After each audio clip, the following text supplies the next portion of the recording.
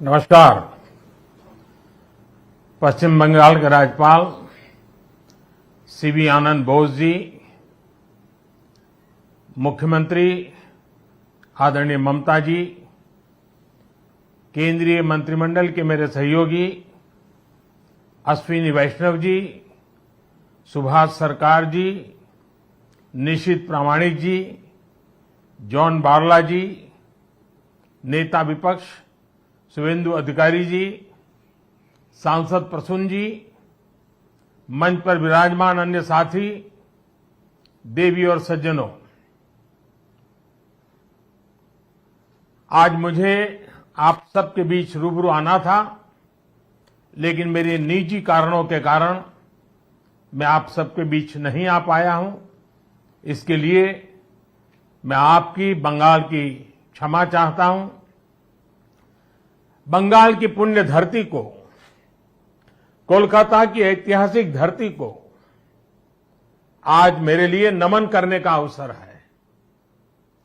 बंगाल के कण कण में आजादी के आंदोलन का इतिहास समाहित है। जिस धरती से वंदे मातरम का जयघोष हुआ, वहां अभी वंदे भारत ट्रेन को हरी झंडी दिखाई गई। आज 30 दिसंबर की तारीख का भी इतिहास में अपना बहुत महत्व है। 30 दिसंबर 1943 उस दिन ही नेताजी सुभाष ने अंडमान में तिरंगा फहराकर भारत की आजादी का बिगुल फूंका था। इस घटना के 75 वर्ष होने पर साल 2018 में मैं अंडमान गया था। नेताजी के नाम पर एक द्वीप का नामकरण भी किया था। और अब इस समय देश आजादी के 75 वर्ष का पर्व मना रहा है, अमृत महोत्सव मना रहा है। इसी अमृत महोत्सव में देश ने 475 वंदे भारत ट्रेन शुरू करने का संकल्प लिया था। आज इसी में से एक हावड़ा न्यू जलपाईगुड़ी वंदे भारत ट्रेन यहां कोलकाता से शुरू हुई है। आज ही रेलवे और मेट्रो की कनेक्टिविटी से जुड़े अन्य प्रोजेक्ट्स का भी लोकार्पण और शिलान्यास हुआ है। करीब 5,000 करोड़ रुपए की लागत से जोका बीबीडी बाग मेट्रो प्रोजेक्ट पर काम हो रहा है। इसमें से जोका तरालता मेट्रो रूट बनकर तैयार हो गया है। इससे शहर के लोगों की ईज ऑफ लिविंग और बढ़ेगी।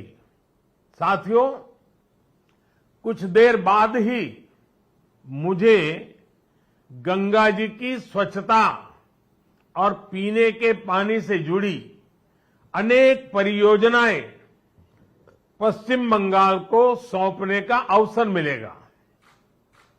नमामि गंगे मिशन के तहत पश्चिम बंगाल में सीवरेज के 25 से ज्यादा प्रोजेक्ट्स को मंजूरी दी गई है। इनमें से 11 प्रोजेक्ट पहले ही पूरे हो चुके हैं और 7 प्रोजेक्ट आज पूरे हो रहे हैं। आज 1,500 करोड़ की लागत से 5 नई परियोजनाओं पर काम भी शुरू हो रहा है। इसमें जो प्रमुख है वो है आदि गंगा नदी का पुनरुद्धार। मुझे बताया गया है कि अभी आदि गंगा नदी की स्थिति दुर्भाग्य से बहुत खराब है। इसमें जो कूड़ा कचरा गिरता है, सीवर का गंदा पानी गिरता है, उसकी सफाई के लिए 600 करोड़ रुपए से अधिक का आधुनिक इंफ्रास्ट्रक्चर तैयार किया जा रहा है। हम लोग अक्सर व्यक्ति के जीवन में प्रिवेंटिव हेल्थ केयर की बात तो करते रहते हैं और हम कहते हैं कि दिनचर्या वो होनी चाहिए कि बीमारी की नौबत ही ना आए। ठीक इसी तरह नदी की गंदगी को साफ करने के साथ ही केंद्र सरकार प्रिवेंशन पर भी बहुत जोर दे रही है और इस प्रिवेंशन का सबसे बड़ा और आधुनिक तरीका है ज्यादा से ज्यादा आधुनिक सीवेज ट्रीटमेंट प्लांट। आने वाले 10-15 साल बाद की जरूरतों को ध्यान में रखते हुए देश में आज ही आधुनिक सीवेज ट्रीटमेंट प्लांट लगवाए जा रहे हैं। आजादी के अमृत काल में हमें फॉरवर्ड लुकिंग सोच और अप्रोच के साथ देश को आगे ले जाना है। साथियों, इस 21वीं सदी में भारत के तेज विकास के लिए भारतीय रेलवे का भी तेज विकास, भारतीय रेलवे में तेज सुधार, ये सारी बातें बहुत जरूरी हैं। इसलिए आज केंद्र सरकार भारतीय रेलवे को आधुनिक बनाने के लिए, रेलवे इंफ्रास्ट्रक्चर को आधुनिक बनाने के लिए रिकॉर्ड इन्वेस्टमेंट कर रही है। आज भारत में भारतीय रेलवे के कायाकल्प का राष्ट्रव्यापी अभियान चल रहा है। आज वंदे भारत, तेजस, हमसफर जैसी आधुनिक ट्रेनें देश में बन रही हैं। आज विस्टाडोम कोचेज रेल यात्रियों को नए अनुभव करा रहे हैं। आज सुरक्षित आधुनिक कोचेज की संख्या में रिकॉर्ड वृद्धि हो रही है। आज रेलवे स्टेशन को भी एयरपोर्ट की तरह विकसित किया जा रहा है। न्यू जलपाईगुड़ी स्टेशन भी इसी लिस्ट में शामिल है। आज रेलवे लाइनों का दोहरीकरण, रेलवे लाइनों का बिजलीकरण जिस रफ्तार से हो रहा है वो पहले कभी नहीं हुआ। देश में जो ईस्टर्न और वेस्टर्न डेडिकेटेड फ्रेट कॉरिडोर बन रहे हैं वो लॉजिस्टिक्स सेक्टर में क्रांतिकारी बदलाव लाने वाले हैं। सुरक्षा हो, स्वच्छता हो, सामर्थ्य हो, सामंजस्य हो, समय की पाबंदी हो, सहूलियत हो, भारतीय रेलवे आज एक नई पहचान बनाने की हम सबकी कोशिश रंग ला रही है। बीते 8 वर्षों में भारतीय रेलवे ने आधुनिकता की नींव पर काम किया है। अब आने वाले 8 वर्ष में हम भारतीय रेलवे को आधुनिकता की नई यात्रा पर निकलते हुए देखेंगे। भारत जैसे युवा देश के लिए भारतीय रेल भी युवा अवतार लेने जा रहा है और इसमें निश्चित तौर पर 475 से ज्यादा वंदे भारत ट्रेनों की बड़ी भूमिका होगी। साथियों, आजादी के बाद के 7 दशकों में 20,000 रूट किलोमीटर रेल लाइन का बिजलीकरण हुआ। वहीं 2014 में हमारी सरकार बनने के बाद बीते 7-8 वर्षों में ही 32,000 रूट किलोमीटर से ज्यादा रेल लाइन का बिजलीकरण हो चुका है। ये है देश के काम करने की रफ्तार, रेलवे के आधुनिकीकरण की रफ्तार। और इस रफ्तार को तेज करने के लिए अब भारत में दुनिया के सबसे शक्तिशाली बिजली के रेल इंजनों का भी तेजी से निर्माण हो रहा है। साथियों, आज के भारत की स्पीड और स्केल का एक और प्रमाण हमारा मेट्रो रेल सिस्टम है। कोलकाता के लोग जानते हैं कि दशकों से मेट्रो रेल पब्लिक ट्रांसपोर्ट का कितना बेहतरीन माध्यम रही है। 2014 से पहले तक देश में कुल मेट्रो नेटवर्क 250 किलोमीटर से भी कम था और इसमें भी सबसे बड़ी हिस्सेदारी दिल्ली एनसीआर की ही थी। केंद्र सरकार ने इस स्थिति को भी बदलता हुआ है, उसको बदलने का पूरा प्रयास किया है और बहुत तेजी से बदला है। बीते 8 वर्षों में हमने मेट्रो का 2 दर्जन से अधिक शहरों तक विस्तार किया है।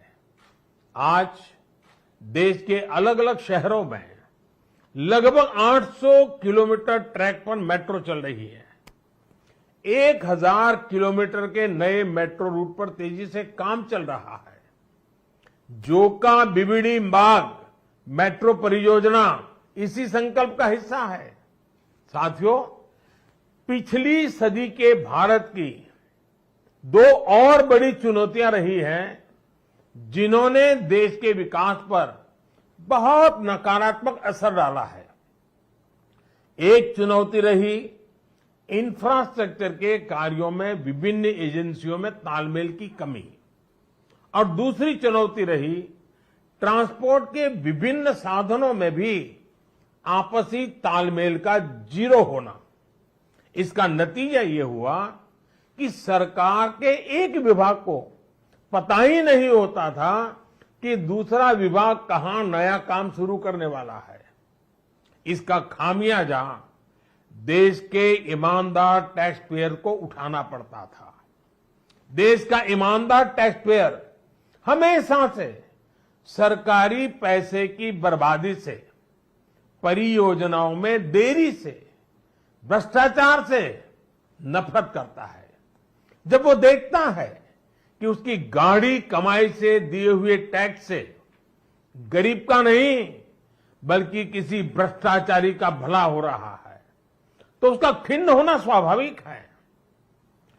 पैसे की इसी बर्बादी को रोकने के लिए विभागों में, सरकारों में तालमेल को बढ़ाने के लिए पीएम गति शक्ति नेशनल मास्टर प्लान लागू किया गया है।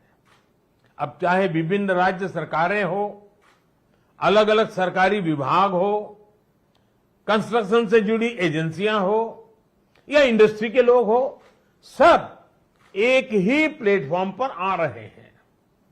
पीएम गति शक्ति देश में ट्रांसपोर्ट के अलग अलग माध्यमों को जोड़ने, मल्टी मॉडल कनेक्टिविटी के काम को भी गति दे रहा है।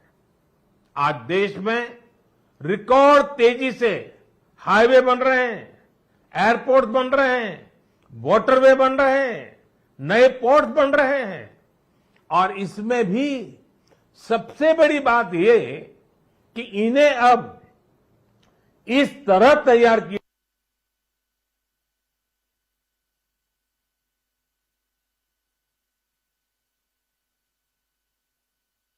हाईवे बेहतर तरीके से रेलवे स्टेशनों से कनेक्ट हो, रेलवे स्टेशन एयरपोर्ट से कनेक्टिविटी हो, लोगों को ट्रांसपोर्टेशन के दौरान सीमलेस कनेक्टिविटी भी मिले।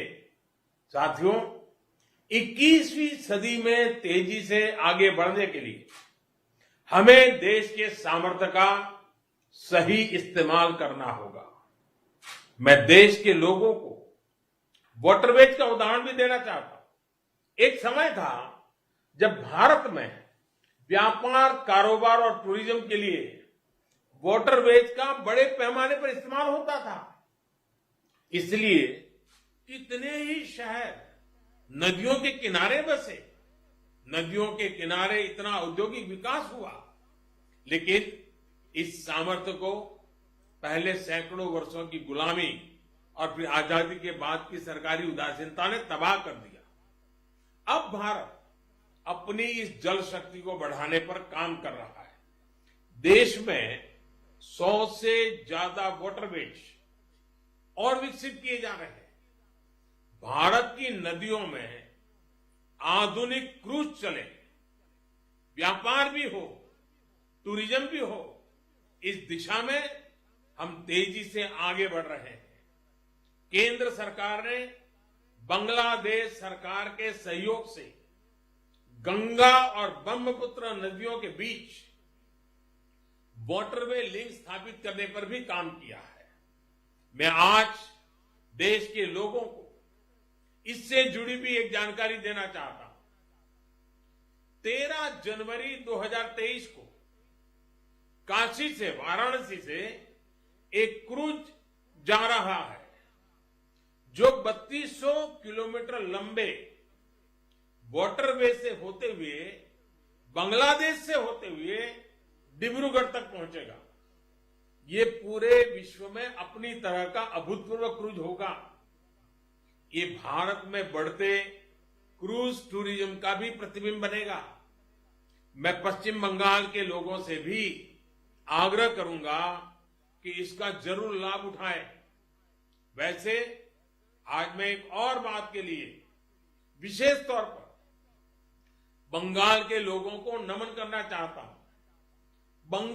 बंगाल के लोगों में देश की मिट्टी के प्रति जो प्रेम रहा है, उसका तो मैं हमेशा कायल रहा हूं।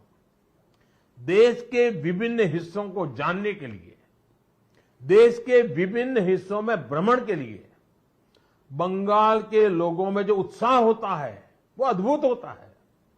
बहुत से लोग पहला मौका मिलते ही किसी और देश में घूमने निकल जाते हैं, लेकिन बंगाल के लोग हमेशा अपने देश को प्राथमिकता देते हैं। बंगाल के लोग पर्यटन में भी नेशन फर्स्ट की भावना को लेकर चलते हैं। और आज जब देश में कनेक्टिविटी बढ़ रही है, रेलवे, हाईवे, वाटरवे आधुनिक हो रहे हैं, तो इससे ईज ऑफ ट्रैवल भी उतना ही बढ़ रहा है। इसका बड़ा लाभ बंगाल के लोगों को भी मिल रहा है। साथियों, गुरुदेव टैगोर द्वारा रचित प्रसिद्ध पंक्तियां हैं, ओ ओमार देशेर माटी, तोमार पौरे ठेकाई माथा, यानी हे मेरे देश की माटी, मैं तुम्हारे आगे अपना सर झुकाता हूं। आजादी के इस अमृत काल में मातृभूमि को सर्वोपरि रखते हुए हमें मिलकर काम करना है। आज पूरी दुनिया भारत को बहुत भरोसे से देख रही है। इस भरोसे को बनाए रखने के लिए हर भारतीय को पूरी शक्ति लगा देनी है। हमें हर दिन का उपयोग राष्ट्र निर्माण में करना है, हर पल का उपयोग राष्ट्र निर्माण में करना है। देश सेवा के कार्यों में हमें रुकना नहीं है। इन्हीं शब्दों के साथ मैं अनेक परियोजनाओं के लिए बंगाल को बहुत बहुत बधाई देता हूं। फिर एक बार आपका अभिवादन करता हूं और मैं अपनी बात को समाप्त करता हूं। बहुत बहुत धन्यवाद।